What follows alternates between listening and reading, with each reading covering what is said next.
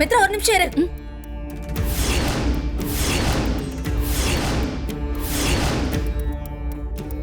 ஏன் பவானி, என்ன ஆச்சு? ஏன் விளக்கு பத்த வைக்கிற நேரத்துல இப்படி அபசகுனமா வேண்டான்னு சொல்ற? பாட்டி, விளக்கேத்துற எண்ணெய்க்கு பதிலா பெட்ரோல் ஊத்தி வச்சிருக்காங்க.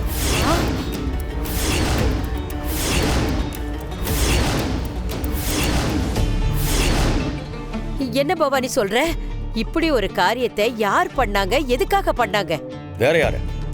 இதோ இங்க நிக்கிறாளே, இந்த பாரதி தான்.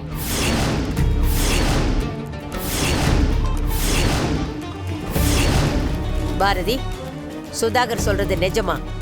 இல்ல மேடம், எனக்கு ஒரு விஷயம் புரியல.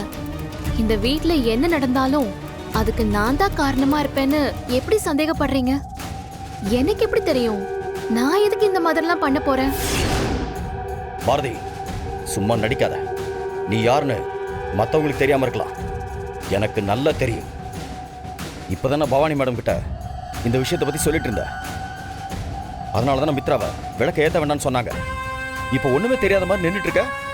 சாமி சத்தியமா நான் அந்த மாதிரி எதுவுமே சொல்லல.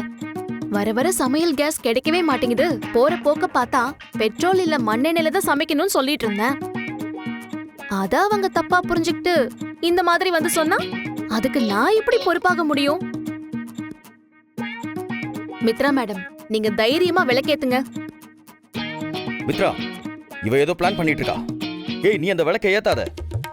மித்ரா மேடம், இன்னைக்கு உங்களுக்கு நிச்சயதார்த்தம். இந்த மாதிரி நேரத்துல நான் இப்படிலாம் பண்ணுவேன்னு இவங்க தான் யோசிக்காம சொல்றாங்கன்னா, நீங்க என் கூட இவ்ளோ நாளா இருக்கீங்க, உங்களுக்கு நான் யாருன்னு தெரிய வேண்டாமா? பாரதி, நீ இதெல்லாம் பண்ணக்கூடிய ஆள் தான்.